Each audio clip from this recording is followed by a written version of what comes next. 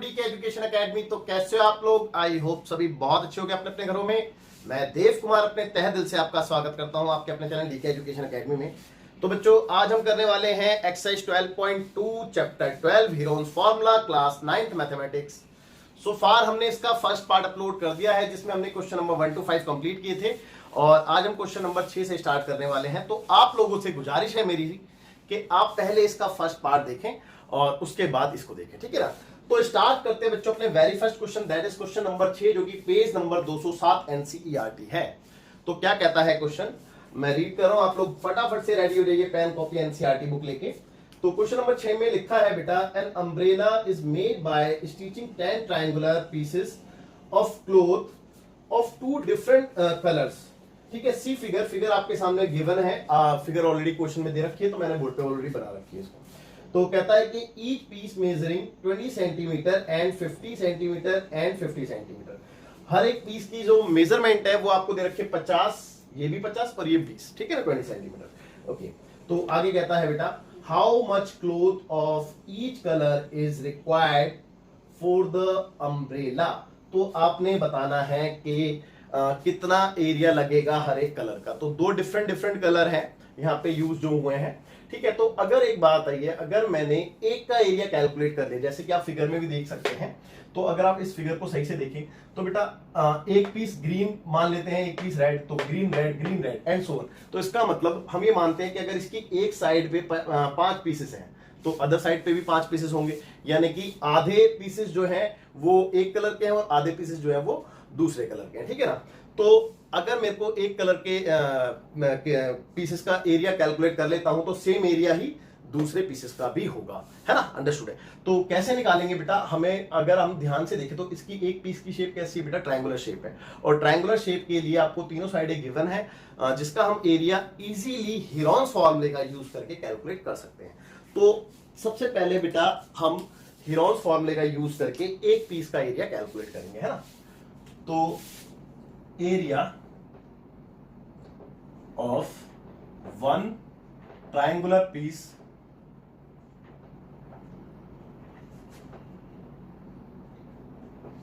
Is equal to बेटा क्या होगा, under root of s minus a, s minus b, s minus c. ठीक है, अब देखो आपको नीड किसकी होगी, यहाँ पे आपको ए बी सी तीनों साइडों की नीड है और प्लस में सेमी पेरीमीटर की नीड है। तो बेटा अगर मैं ए बी सी की बात करूं तो यहीं पे लिख देते हैं बेटा, देखो ए की वैल्यू 50 ये वाली साइड मान ली, बी की वैल्यू 20 ये वाली साइड मान लेते हैं, ठीक है, और सी की वैल्यू ऑल्सो 50 ये वाली साइड, है ना। तो ए बी सी तो आपको मिल चुके हैं। अब क्या रहेगा बेटा, S, S that is semi perimeter. तो सेमी पेरीमीटर कैसे कैलकुलेट करते हैं बेटा, पेरीमीटर का आधा, यानी कि तीनों साइडों को प्लस करके हम 2 से डिवाइड कर देंगे। तो तीनों side that is 50 plus 20 plus 50 upon में 2। तो एस अगर आप ध्यान से देख रहे हैं 50 50 100 और 120 120 अपॉन में 2, दैट इज एस की वैल्यू आ गई आपकी 60 सेंटीमीटर। भाई यहां तक तो आपको कोई डाउट नहीं होना चाहिए, बिल्कुल, है ना। अब आगे की बात करते हैं। तो बच्चों एक बात आओ, अब मेरे पास एस भी है, ए भी है, बी भी है, सी भी है, तो बस मेरे को वैल्यू पुट करनी रह गई है और मेरा एक पीस का एरिया कैलकुलेट हो जाता है ना। तो 60 एज इट इज, 60 माइनस ए की बात करें तो 50 और 60 माइनस बी की बात करें 20 और 60 minus C that is 50।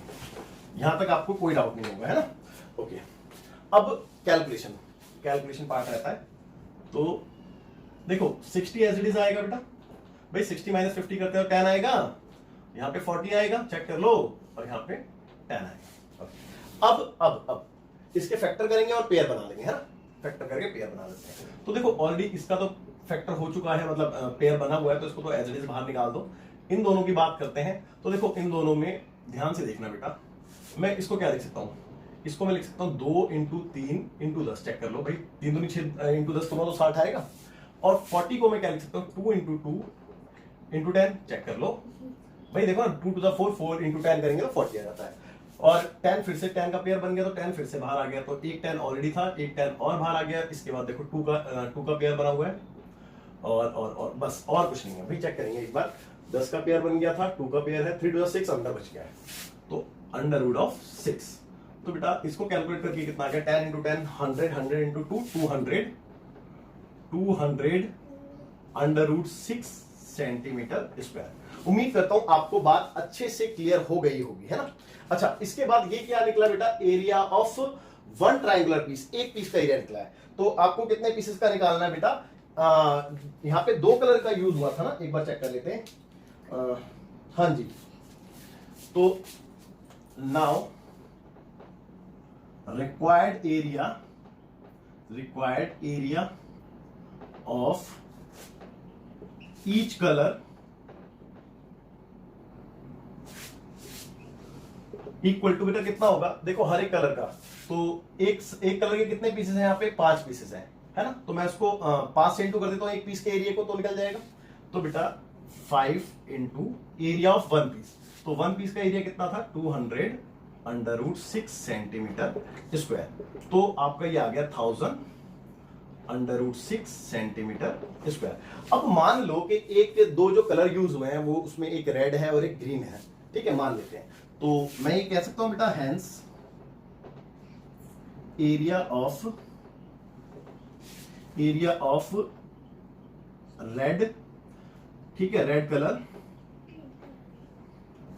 Equal to कितना होगा बेटा, देखो 1000 under root 6 centimetre square and area of दूसरा कलर ग्रीन था, है ना, तो ग्रीन कलर का कितना होगा, equal to same 1000 under root 6 centimetre square. और उम्मीद करता हूं आपको अच्छे से बात क्लियर हो गई होगी, ठीक है। देखो ना, चेक करो भाई, यहाँ पे 10 पीस थे, 10 में से 5 जो थे अलग कलर के थे और 5 जो है वो अलग कलर के थे। तो 5 मैंने मान लिया कि रेड कलर के थे और 5 ही ग्रीन कलर के थे। तो एक पीस का एरिया निकाला मैंने, उसको 5 से इंटू करूंगा तो एक कलर का एरिया रहेगा भाई, एक कलर का एरिया यानी कि रेड कलर का एरिया। और सिमिलरली जितना एरिया रेड कलर का होगा उतना ही एरिया ग्रीन कलर का भी होगा। तो उम्मीद करता हूं आपको ये क्वेश्चन बहुत अच्छे से क्लियर हो गया होगा। आप फटाफट से वीडियो को पॉज करके नोट कीजिए, फिर देखते हैं। तो बच्चों देखते हैं क्वेश्चन नंबर 7 जो कि पेज नंबर 207 एनसीईआरटी है। तो क्वेश्चन में लिखा है a kite is the shape of a square. एक काइट है जो कि किस शेप की बेटा, स्क्वायर की शेप की है, with a diagonal 32 centimetre and N isosceles triangle of base 8 centimetre. देखो इसका डायगोनल आपको दे दिया है 32 सेंटीमीटर का, ठीक है, 32 सेंटीमीटर। तो ये वाला डायगोनल भी 32 का होगा क्योंकि स्क्वायर के डायगोनल सेम होते हैं ना। और इसके साथ ही बेटा इन्होंने बोला है कि एक आइसोसेलेस ट्रायंगल है जिसका बेस 8 सेंटीमीटर है, यानी कि ये वाली साइड आपको 8 सेंटीमीटर गिवन है। और कहता है आगे 8 centimetre and side 6 centimetre each, और जो साइड है इसकी वो 6 सेंटीमीटर ईच है, यानी कि दोनों 6 सेंटीमीटर। ओके, आगे क्या लिखा है बेटा, आगे लिखा है बेटा is to be made of 3 different shades. इसको बेटा 3 डिफरेंट शेड से बनाना है, shades as shown in the figure. How much paper of each shade has been used in it. तो आपने बताना है कि कितना पेपर इसमें हर एक शेड का लगेगा, है ना, बनाने में लगेगा। तो देखो बहुत इजी है यार। एक बात है, जो फर्स्ट शेड और जो सेकंड शेड है इसका एरिया मैं कैसे निकाल सकता हूं बेटा, स्क्वायर का एरिया निकाल के उसका आधा कर दूंगा, है ना, क्योंकि ये दोनों पोर्शन इक्वल है ना। क्योंकि हम बात ये जानते हैं कि जो स्क्वायर का डायगोनल होता है वो स्क्वायर को 2 इक्वल एरिया ऑफ ट्रायंगल में डिवाइड कर देता है ना। तो इसका तो एरिया इजीली हम निकाल देंगे, क्योंकि स्क्वायर का एरिया हम बहुत आसानी से निकाल सकते हैं, क्योंकि स्क्वायर भी एक तरीके का रोम्बस होता है और रोम्बस का एरिया होता है half into d1 into d2। तो हमें दोनों डायगोनल गिवन ही है, तो कोई इशू नहीं है। अच्छा, अब मैं इसकी बात करूं तो अगर मैं थर्ड शेड की बात कर रहा हूं तो थर्ड शेड में आप क्या देख रहे हैं बेटा, एक ट्रायंगल देख रहे हैं। और ट्रायंगल का एरिया वैसे तो यहाँ पे हम half into base into height करके भी निकाल सकते हैं, क्योंकि मैं इसकी हाइट कैलकुलेट कर सकता हूं। बट फिर भी मैं आपको रिकमेंड करूंगा कि आप हीरोन्स फॉर्मूले का यूज करके ही कर दें, है ना। तो हम इसको हीरोन्स फॉर्मूले से इजीली कैलकुलेट कर लेंगे। तो क्वेश्चन तो बिल्कुल सिंपल था और आपको आई होप समझ में भी आ गया होगा, ठीक है। तो मैं सबसे पहले थर्ड शेड के लिए बात कर लेता हूं, है ना। तो थर्ड शेड की अगर मैं बात करूं तो यहाँ पे मेरे को ए चाहिए होगा जो कि 6 सेंटीमीटर आप देख सकते हैं, बी चाहिए होगा जो कि 8 सेंटीमीटर है, और सी चाहिए होगा जो कि 6 सेंटीमीटर है। ओके, इसके बाद सेमी पैरामीटर चाहिए होगा, that is A plus B plus C by 2। तो a 6 8 6 बाय 2, तो बेटा कितना हो गया, 8 6 14 14 और 6 20, भाई 20 ही आ रहा है ना, 6 6 12 20। हाँ, तो यानी कि 10 सेंटीमीटर का आपका सेमी पैरामीटर आ गया है, ठीक है। यहां तक भी आपको कोई डाउट नहीं होगा, है ना। अब मैं इसका एरिया इजीली कैलकुलेट कर लूंगा। अच्छा, बिफोर दैट मैं पहले स्क्वायर शेप का एरिया निकाल दूं जिसमें शेड 1 और शेड 2 का एरिया निकल जाएगा, है ना। तो एक यहाँ पे एक बात लिखनी पड़ेगी हमें इसके लिए कि since we know that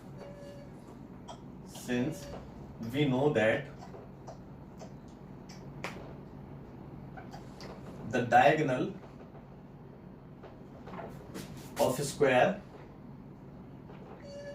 bisect two triangle of equal area, है ना, two triangles of equal area।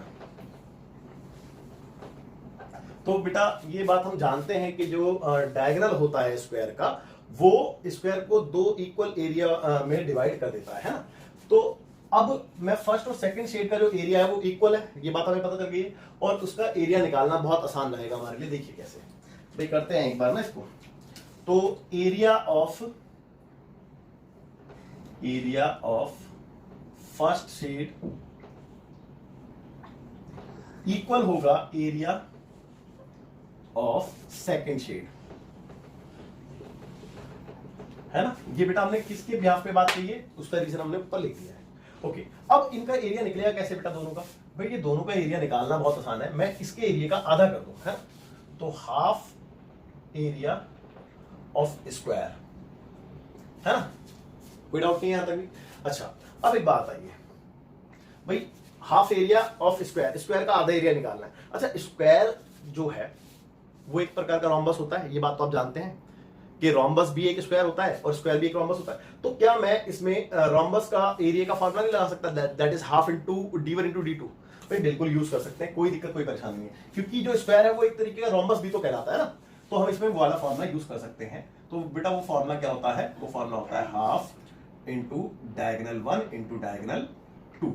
अच्छा, इससे क्या निकलेगा बेटा? इससे तो इसका पूरे का एरिया निकलेगा, है ना भाई। इससे तो इस पूरे स्क्वायर का एरिया निकलेगा ना, लेकिन एरिया ऑफ स्क्वायर निकलेगा ना ये तो, लेकिन हमें इसका हाफ पोर्शन चाहिए, तो मैं इसको हाफ से मल्टीप्लाई करा दूंगा। ओके भाई, उम्मीद करता हूं आपको बात समझ में आ गई होगी, है ना, क्योंकि हमें 1 का और 2 का चाहिए ना अलग अलग। देखो ना, चेक करो, 1 और 2 का हम अलग अलग निकाल रहे हैं ना, दोनों का कंबाइन थोड़ा निकाल रहे हैं। तो भाई इसको अगर मैं कैलकुलेट कर दूं तो इसकी वैल्यू पुट करूंगा। सबसे पहले d1 कितना? 32, d2 कितना? ऑल्सो 32। भाई 2 से 16 बारी में कैंसिल, 2 से ये भी 16 बारी में कैंसिल, और 16 इंटू 16 दैट इज 16 का स्क्वायर, जो कि 256 होता है, 256 है ना, 256 सेंटीमीटर स्क्वायर। ओके, क्योंकि सेंटीमीटर में चल रहा था। अच्छा, तो आपका शेड 1 और शेड 2 का तो निकल गया एरिया। अब शेड 3 है, तो शेड 3 का एरिया मेरे हिसाब से मुझे नहीं लगता कि कोई दिक्कत होनी चाहिए आपको, बिल्कुल सिंपल है। तो देखते हैं एरिया ऑफ शेड 3। तो थर्ड शेड का एरिया बेटा कैसे है? एरिया ऑफ ट्राइंगल है ना, आप देख सकते हैं। तो एरिया ऑफ ट्राइंगल, जिसको आप कैसे कैलकुलेट करेंगे? हाफ करो, under root of s minus a, s minus b, s minus c। Okay, तो वेयर s इज 10 सेंटीमीटर और 10 माइनस a इज व्हाट? 6, और 10 माइनस b इज 8 और 10 माइनस c इज 6। ओके, तो finally we get 10 into, check करो भाई, 4 आएगा, 4 into 2 into 4। तो 4 का तो पेयर बना हुआ है, 4 तो बाहर एज इट इज लिख दो। अब इस 10 को ब्रेक कर लेते हैं, तो 10 को ब्रेक हम 5 इंटू 2 में कर सकते हैं बेटा, और ये वाला 2 अभी बचा हुआ है। तो देखो यहाँ से 2 भी बाहर आ गया, तो 4 इंटू 2 और अंडर रूट में 5, तो बेटा ये कितना हो गया? 8 अंडर रूट 5 सेंटीमीटर स्क्वायर। और यही आपका आंसर है बेटा। तीनों शेड का एरिया निकालना था भैया, तो तीनों शेड का एरिया कैलकुलेट कर लिया हमने। शेड 1 का एरिया और शेड 2 का एरिया यही है भाई, शेड 1 का भी इतना है, शेड 2 का भी इतना है, हमने ये बात लिख दी यहाँ पे, है ना। और शेड 3 का एरिया ये आ गया।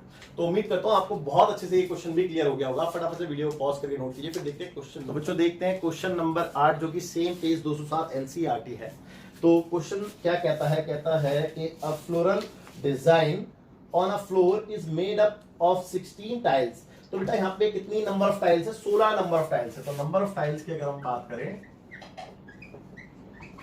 तो वो है 16, है ना। ओके, 16 टाइल्स, और आगे लिखा है विच आर ट्राइंगुलर, जो कि किस शेप की बेटा? ट्राइंगुलर शेप की है। कहता है the sides of the triangle being 9 28 and 35, और आपको इसकी डायमेंशन ऑलरेडी गिवन है 28, 9 एंड 35, आप देख सकते हैं। तो बेटा मैंने यहाँ पे 2 टाइलें बना रखी हैं, ऐसी कितनी टाइलें हैं? टोटल 16 टाइलें, है ना। ओके, तो आगे लिखा है बेटा भाई, आगे कहता है कि find the cost of polishing the tiles at the rate of 50 पैसा पर सेंटीमीटर स्क्वायर। तो आपको इसकी रेट गिवन है, ठीक है। तो रेट कितनी है बेटा वो लिख लेते हैं, rate of polishing equal to ₹50 पैसा पर सेंटीमीटर स्क्वायर, हाँ जी पर सेंटीमीटर स्क्वायर। ओके, तो आपसे क्या बोला गया है वो देख लेते हैं बेटा। आपसे बोला गया है find the cost of polishing, आपने कॉस्ट निकालनी है पॉलिशिंग की। तो आप क्या कैलकुलेट कर रहे हैं बेटा, cost of polishing equal to question mark, है ना। चलिए ठीक है, तो उम्मीद करता हूं यहां तक आपको कोई डाउट नहीं रहा होगा। यार एक छोटी सी बात बताइए मेरे को, अगर मैं कैसे भी करके एक टाइल का एरिया कैलकुलेट कर लूं तो मैं 16 टाइल का एरिया इजीली निकाल सकता हूं बेटा। एक को 16 से इंटू कर दूं, क्योंकि सारी की सारी टाइलें इक्वल साइज की है ना। ओके, तो 16 टाइल का एरिया मेरे पास आ गया। अब मेरे को 16 टाइल को पॉलिश करना है इस रेट से, तो मैं क्या करूंगा, इस रेट को उस एरिया से मल्टीप्लाई कर दूंगा, तो मेरा आंसर आ जाएगा, है ना। तो बस इतना ही करना है इस क्वेश्चन में। तो फटाफट से देखते हैं बेटा। अच्छा एक बात बताओ, इसके लिए जब मैं इसका एरिया कैलकुलेट करने जा रहा हूं तो मेरे पास 3 साइड हैं और तीनों डिफरेंट साइड हैं, यानी कि स्केल एंड ट्राइंगल है। तो इसका मतलब मैं हीरोन्स फॉर्मूले का यूज करूंगा यहाँ पे। तो हीरोन्स फॉर्मूले के लिए मेरे पास ए बी सी और एस होना कंपलसरी हो जाता है। तो चलो A B C and S लिख लेते हैं। तो 4 1 ट्राइंगल है ना, 4 1 ट्राइंगल, ठीक है। एक ट्राइंगल के लिए हम बात कर रहे हैं। तो जहाँ पे ए जो है वो आप 28 सेंटीमीटर कह सकते हैं, और बी जो है वो आपका 35 सेंटीमीटर हो जाएगा, और सी इज 9 सेंटीमीटर। तो यहां तक तो आपको कोई डाउट नहीं रहने वाला है। अब एस निकालते हैं। एस क्या होता है बेटा, that is semi perimeter A plus B plus C by 2। तो यहाँ पे ए की वैल्यू 28 है, बी की वैल्यू 35 है और सी 9 है बाय 2। यहां तक भी आपको कोई डाउट नहीं रहने वाला। अब इसको प्लस करते हैं फटाफट से, कितना आने वाला है, 28 प्लस 35 प्लस 9, तो 72 आ गया आपका, 72 बाय 2 यानी कि 36 सेंटीमीटर। तो यहाँ पे आपके पास 36 सेंटीमीटर एस आ चुका है, ठीक है।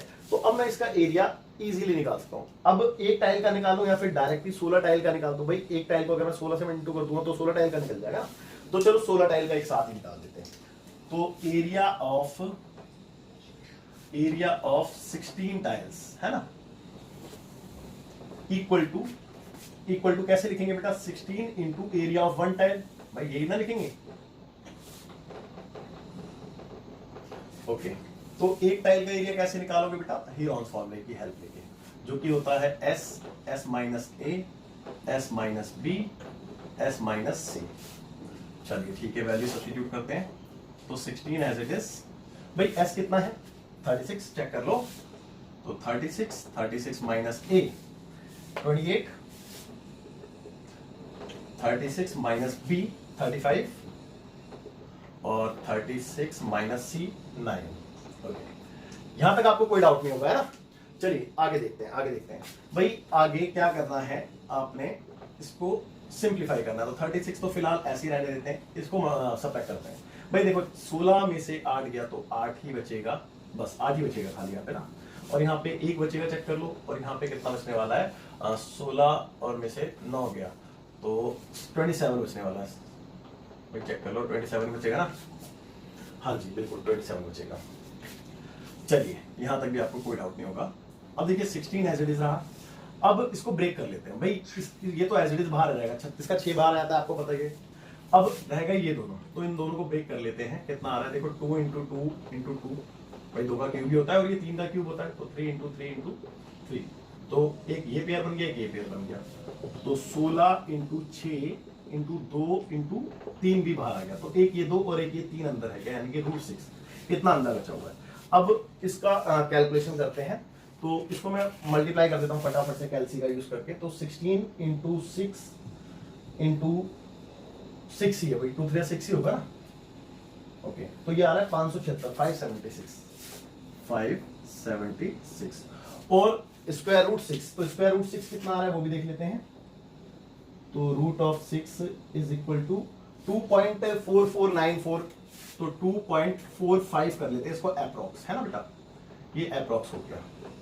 ओके, अब दोनों को फर्दर मल्टीप्लाई कर लेते हैं, कितना आने वाला है इंटू 576 है 570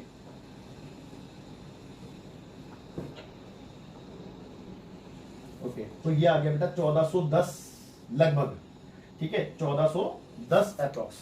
तो 1410 अप्रोक्स यानी कि 1411 कर सकते हैं हम इसको, 1411 पॉइंट समथिंग, या फिर अगर मैं इसको एग्जैक्ट देखूं तो 2.45 इंटू 576 तो 1411.2 आ रहा है ना। ओके, इतना सेंटीमीटर स्क्वायर अप्रोक्स आंसर आ रहा है। तो ये आंसर नहीं है बेटा, ये तो आपका एरिया है, ठीक है। अब आपने कैलकुलेट क्या करना था बेटा, आपने कैलकुलेट करना है कॉस्ट ऑफ पॉलिशिंग, है ना। तो कॉस्ट ऑफ पॉलिशिंग निकालनी है आपने। तो now cost of polishing at the rate of rupees, कितनी रेट से है बेटा 50 पैसा पर सेंटीमीटर स्क्वायर, है ना। तो कैसे कैलकुलेट करेंगे बेटा, 50 पैसे से मल्टीप्लाई करके, तो 1411.2। अच्छा, अगर मैं इसको इससे मल्टीप्लाई करता हूं तो अभी जो मेरा आंसर आएगा, जो मेरी कॉस्ट आएगी वो किस में आएगी बेटा, पैसे में आएगी, क्योंकि पैसे से मल्टीप्लाई कर रहे हैं ना। अगर मैं बाय 100 कर दूं तो ये कितना बन जाएगा बेटा, ये रुपीज बन जाएगा। तो अब जो कॉस्ट आने वाली है वो रुपीज में आने वाली है, क्लियर है। तो सिंपली हम रुपीज में ही कैलकुलेट करेंगे भाई, जाहिर सी बात है। तो देखते हैं कितना आ गया इंटू 50 और इज डिवाइडेड बाय 100,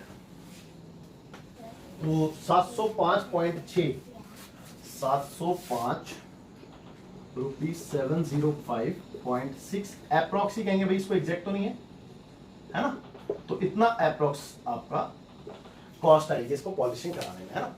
तो बच्चों उम्मीद करता हूं ये क्वेश्चन भी बहुत इजी था, एकदम आपको क्लियर हो गया होगा, कोई डाउट नहीं होगा। भाई हमने इसमें क्या करा, हमने चेक किया कि इसमें जो फिगर थी उसमें 16 टाइल्स हैं, हमने 16 टाइल्स में से क्या किया कि एक टाइल का एरिया हीरोन्स फॉर्मूले से निकाला और उसको 16 से मल्टीप्लाई कर दिया, तो मेरा टोटल एरिया आ गया था, ठीक है। अब मेरे को इसमें कॉस्ट निकालनी थी पॉलिशिंग की, तो मेरे को रेट दे रखी थी, किस रेट से इस पे इसकी जो कॉस्ट है, तो उस रेट से मैंने मल्टीप्लाई करा दिया, तो सिंपली हमारे पास क्या आ गया बेटा, कॉस्ट ऑफ पॉलिशिंग आ गई। तो फटाफट से बच्चों वीडियो को पॉज करके नोट कीजिए, फिर देखते हैं लास्ट क्वेश्चन। तो बच्चों देखते हैं लास्ट क्वेश्चन, क्वेश्चन नंबर 9। तो सेम पेज 207 एनसीईआरटी है। तो फटाफट से बच्चों थोड़ा सा तो खुश होना बनता है, चैप्टर खत्म हो रहा है इस क्वेश्चन के साथ। तो देखिए लास्ट क्वेश्चन कहता है कि a field is in the shape of a trapezium. भाई जो फील्ड है वो किस शेप की बेटा, ट्रेपेजियम की शेप की है। Whose parallel sides are 25 and 10 metre, जिसकी पैरेलल साइड्स आपको दे रखी हैं 25 मीटर एंड 10 मीटर। और आगे कहता है the non parallel sides are 14 metre and 13 metre, और जो नॉन पैरेलल साइड है वो 14 और 13 मीटर है। कहता है find the area of the field. तो आपने simply area of the field calculate करना है, तो वो तो कोई बड़ी बात नहीं है, लेकिन आपके पास डायमेंशन सारी होनी चाहिए, तो आप इजीली कैलकुलेट कर लोगे, अदरवाइज थोड़ी सी दिक्कत आएगी आपको। चलिए देखते हैं, समझते हैं चीजों को।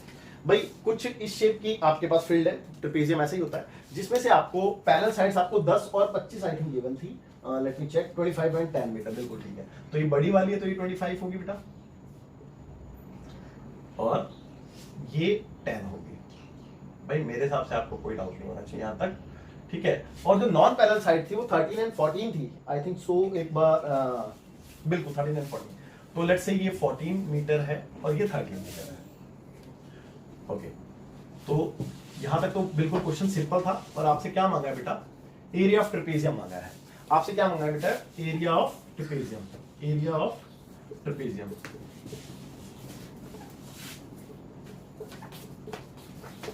तो चलिए कोई दिक्कत नहीं है, वो तो हम इजीली निकाल ही लेंगे।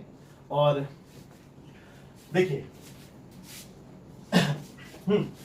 अब इसमें ना थोड़ी सी हमें कंस्ट्रक्शन करनी पड़ेगी बेटा। अब वो कंस्ट्रक्शन क्या है, क्योंकि देखो एरिया ऑफ ट्रेपेजियम की अगर मैं बात करूं तो इसका जो फॉर्मूला होता है वो होता है half into sum of parallel sides into height.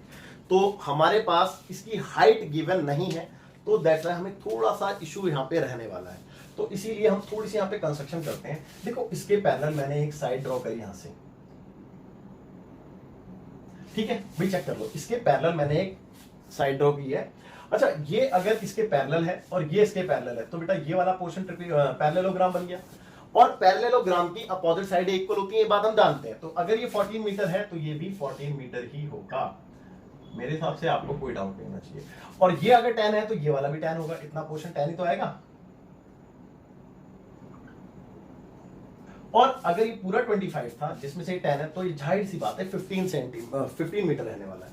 तो ये वाला पोर्शन आपका 15 मीटर आ गया भाई, यहां तक आपको कोई डाउट नहीं होना चाहिए, है ना। चलिए अब बात करते हैं कि सर अब इसका एरिया हम कैसे कैलकुलेट करेंगे। तो देखो, अब इसका एरिया हम इजीली कैलकुलेट कर सकते हैं, लेकिन उसके लिए भी हमें हाइट की तो कंपलसरी जरूरत रहने ही वाली है, क्योंकि मैं इसका एरिया तो चलो हीरोन्स फॉर्मूले से निकाल दूंगा, लेकिन बच्चों एरिया ऑफ पैरेललोग्राम के लिए मुझे बेस इंटू हाइट ही चाहिए होता है। तो हाइट मेरे पास अभी भी नहीं है, तो मैं एक काम करता हूं, एक हाइट भी ड्रॉ कर लेता हूं। तो मैंने एक हाइट ड्रॉ कर ली, वो लेकिन मैंने ट्राइंगल के अंदर करी। मैं इसका यूज आपको बता दूंगा, ठीक है। अब लेट से मैं इसका नामकरण कर दूं भाई, ए बी सी डी और ये ई, और इसको लेट से एफ कह देते हैं, चलो एफ, है ना। ओके, देखिए अब देखिए, अब एक बात हो, मैं इस ट्राइंगल का एरिया हीरोन्स फॉर्मूले से निकाल सकता हूं, लेकिन इस ट्राइंगल का एरिया मैं half into base into height करके भी निकाल सकता हूं। और जब मैं दोनों को आपस में कंपेयर करूंगा तो मेरे को डेफिनेटली हाइट यहां से मिल जाएगी, और अगर एक बार हाइट मिल गई तो फिर मैं area of trapezium easily calculate कर सकता हूं इसका फॉर्मूला लगा के, ठीक है ना। तो देखते हैं, तो अब अगर मैं हीरोन्स फॉर्मूले का यहां पे यूज करूंगा तो उसके लिए मेरे को तीन चीजों की, तीनों साइड और एस की जरूरत होती है।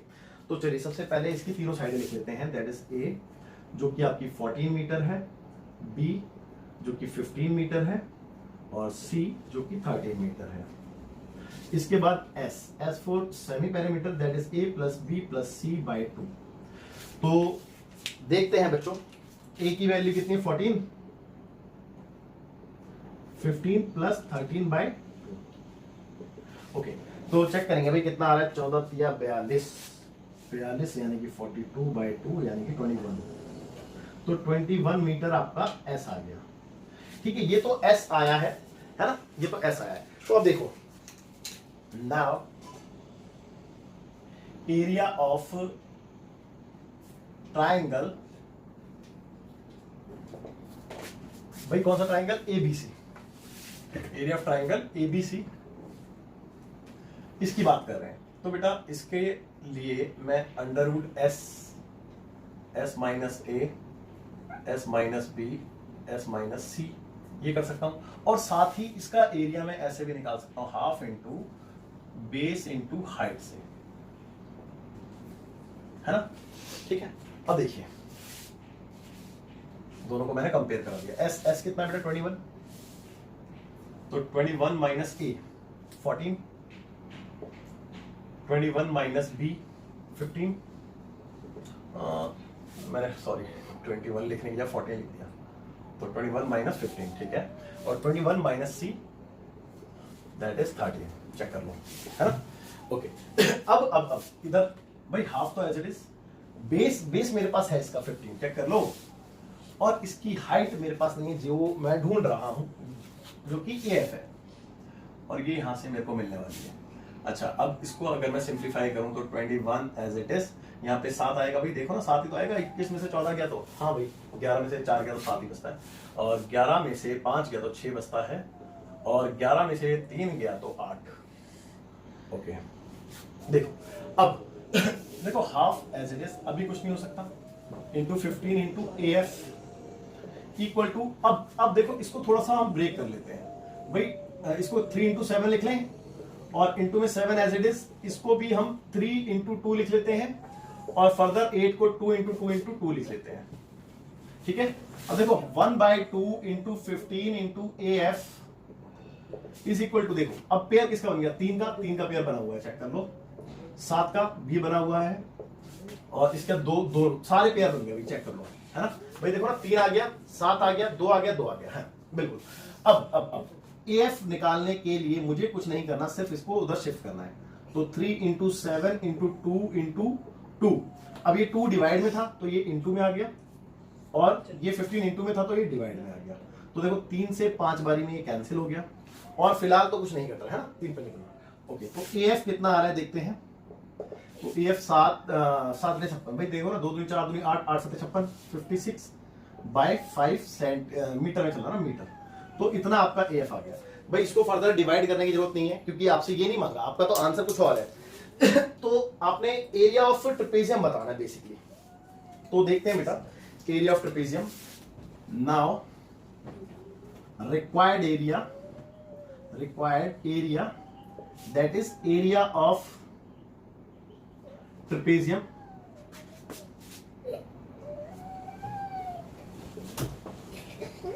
तो ट्रेपेजियम का एरिया हम निकालने वाले हैं और उसके लिए सिंपली हमने फॉर्मूला लगाना है half into sum of parallel sides. तो sum of parallel side that is this and this, यानी कि 10 प्लस 25 इंटू हाइट। हाइट क्या है बेटा? AF यानी कि 56/5। चेक कर लो भाई, यही है ना?